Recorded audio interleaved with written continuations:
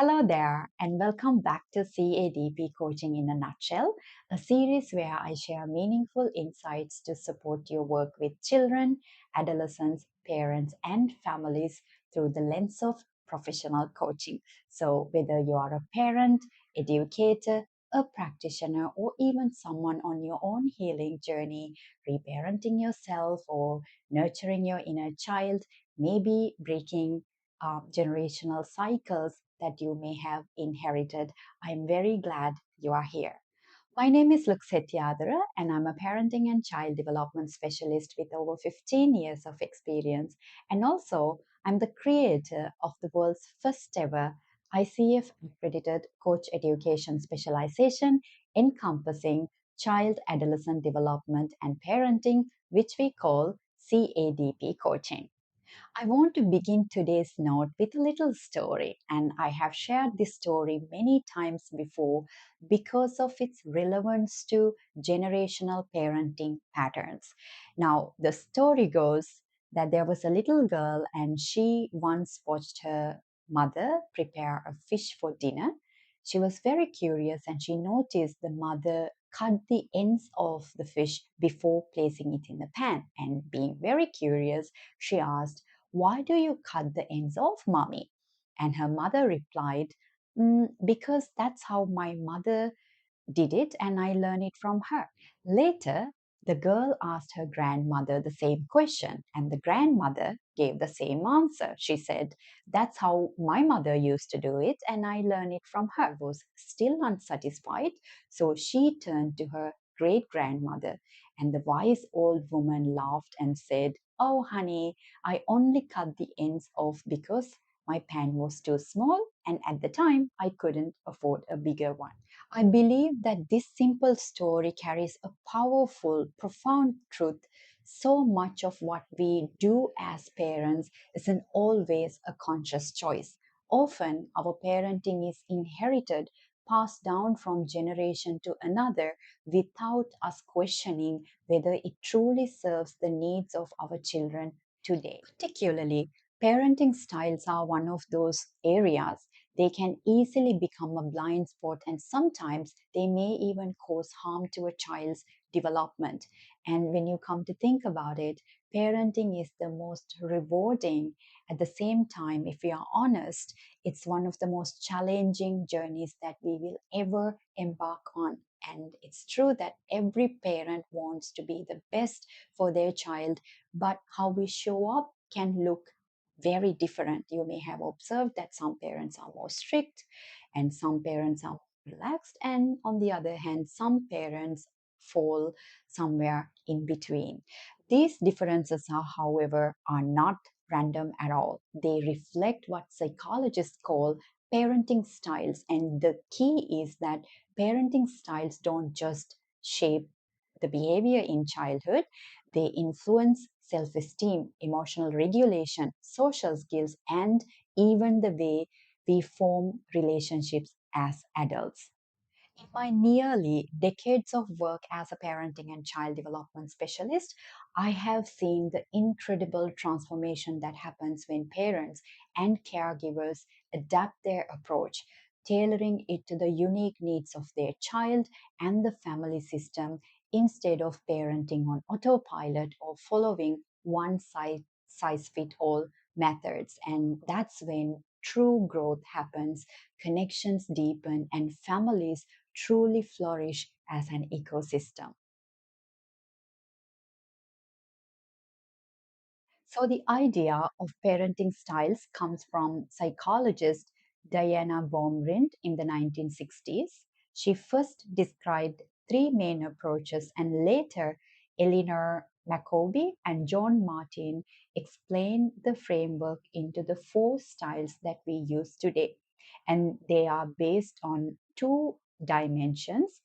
The first, we are looking at warmth or responsiveness, meaning how nurturing, supportive, and attuned a parent is.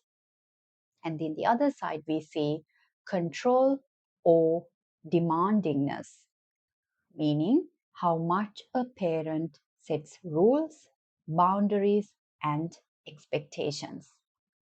Together, these create four styles, and now let's walk through them one by one.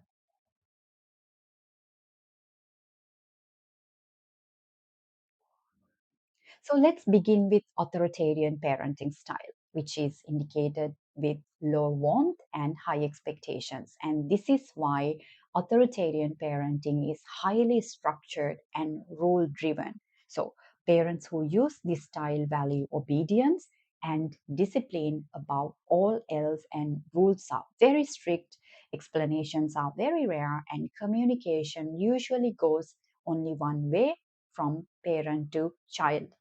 And also, love and warmth often take a backseat, and control or punishment becomes the main tool for keeping children in line. So, the characteristics we may observe in authoritarian parenting styles include low responsiveness to a child's emotional and behavioral needs, intense criticism, and very, very high standards. Also, strict rules and expectations with very little flexibility. Also, minimal attention to the child's feelings and emotions. Also, like we said earlier, one-sided communication, often parents dictate and children are expected to obey. So for example, if we look at a child who comes home with poor grades, an authoritarian parent might get very angry and set very strict limitations for the child. They may take privileges away from the child or even implement certain harsh discipline. So they might say something like, "This is unacceptable. How could you do this? We provide you everything, and how can you not study? Look at your brother or sister," or compare the child to someone else, themselves. And they might even go on to say, "From now on, you study 2 hours every night, no excuses." So the child feel helpless. They may comply, but often out of fear, not understanding. And over time, they may grow up anxious, less confident, or afraid of making mistakes. And this is why authoritarian parenting style is often viewed as like a drill sergeant, rules first, questions later.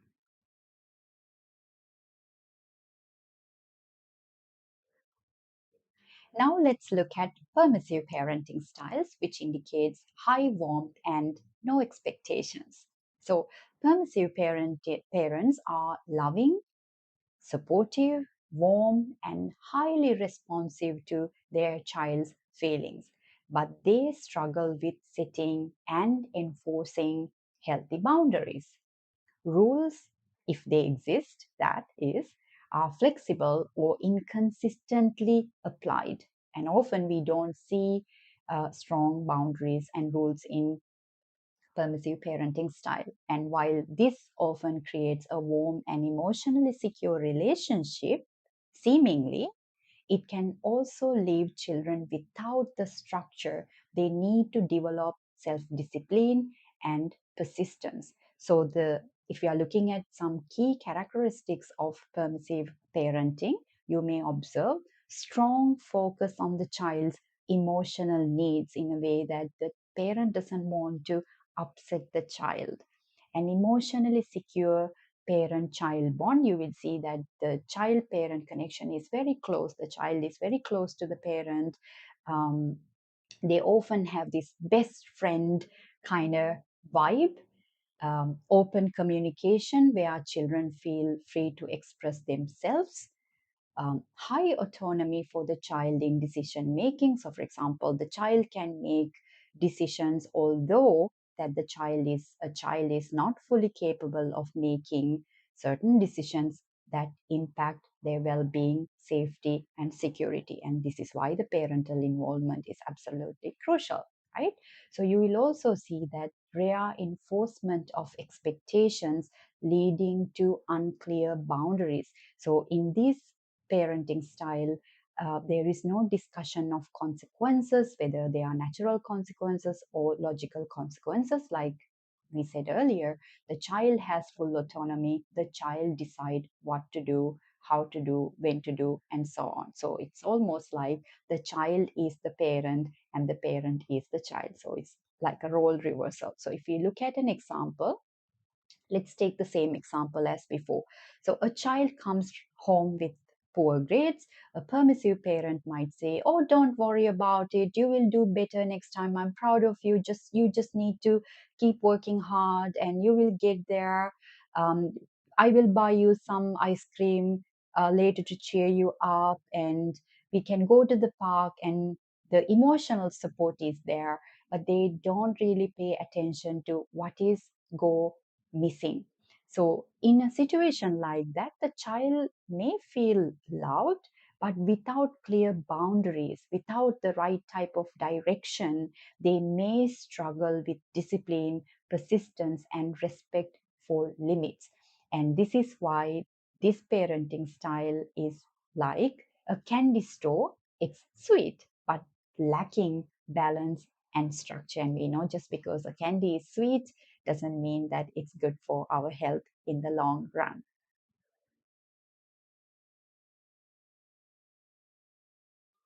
Now let's look at neglectful or uninvolved parenting, which indicates low warmth and low expectations. Neglectful parenting is characterized by both low responsiveness and low demandingness, like we said earlier.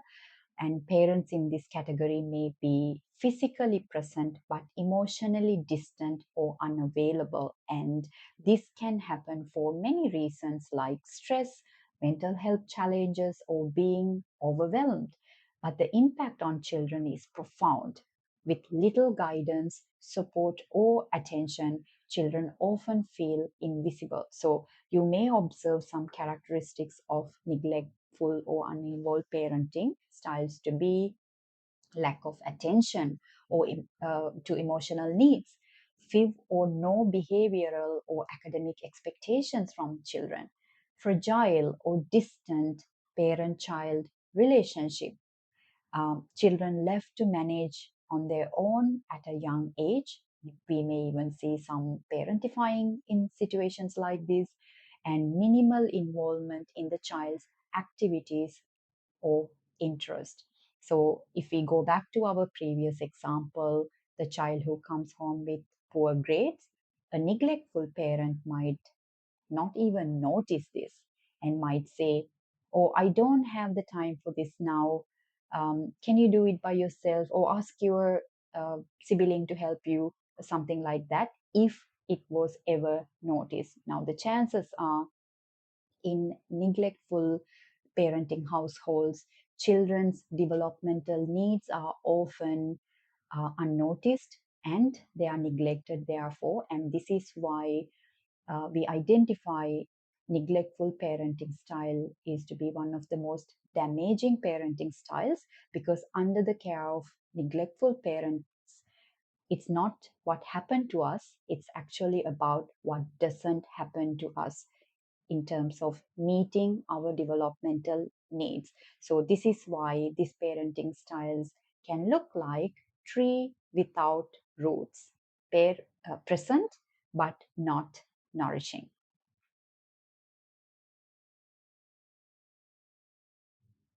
Now we are moving towards authoritative parenting style, which indicates with high warmth and appropriate healthy expectations for the child. And this is why authoritative parenting style is often described as the healthiest balance.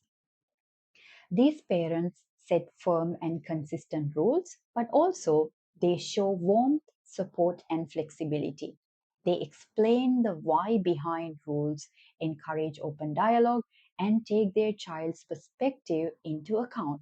And the relationship feels democratic, built on mutual respect and understanding. So you will observe key characteristics of authoritative parenting styles to be clear and consistent rules, providing stability, strong focus on emotional well being and mental health, valuing both parents and child's perspective, an emotionally safe environment where children feel supported. So it's not just a physically safe environment, there is also emotional and psychological safety, and also a respectful, supportive parent child relationship can be observed. So, for example, if we go back to the previous example, a child who comes home with poor grades, an authoritative parent might say, let's look at what happened. Do you need extra support?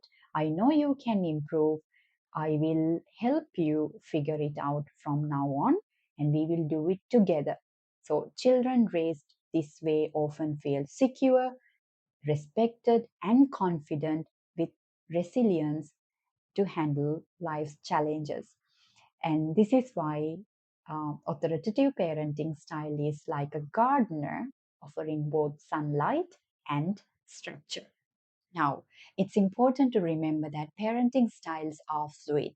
Stress, culture, certain circumstances can shift how we show up because we are human beings at the end of the day. And it's also not about blaming our parents or caregiver, but reflecting on these styles with compassion can be extremely powerful. So, if you're open to it, as we have explored some of these parenting styles, I invite you to reflect which one feels more familiar to you from your own upbringing, and which one shows up in your parenting or in the parents that you work with.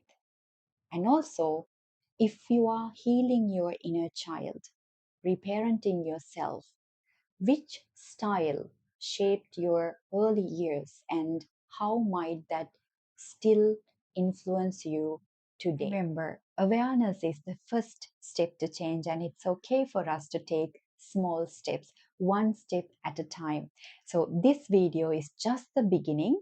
And in the upcoming episodes, we will dive into each parenting styles one by one, and we will explore the strengths, the challenges, and the practical ways parents and caregivers can shift toward healthier parenting patterns. And also, if you have experienced certain challenging parenting styles growing up, we will also look at some of those styles and patterns, how we can rewire them with kindness and compassion. Before we finish, I want to thank you for taking this time intentionally to learn and grow together with me. And I would love to hear from you, your reflections. Which of these four parenting styles feels most familiar to you, either from your own childhood or in your parenting today? And please feel free to share your reflections in the comment section. I love reading your stories, your comments, and reflections. And you never know, your story might be exactly what someone else need to hear. So thank you for helping me grow this community and share knowledge and experience together. And if you found this video valuable, please don't forget to subscribe to our channel so you won't miss the next episode in the Parenting Styles series. Thank you for being here, and I will see you next time.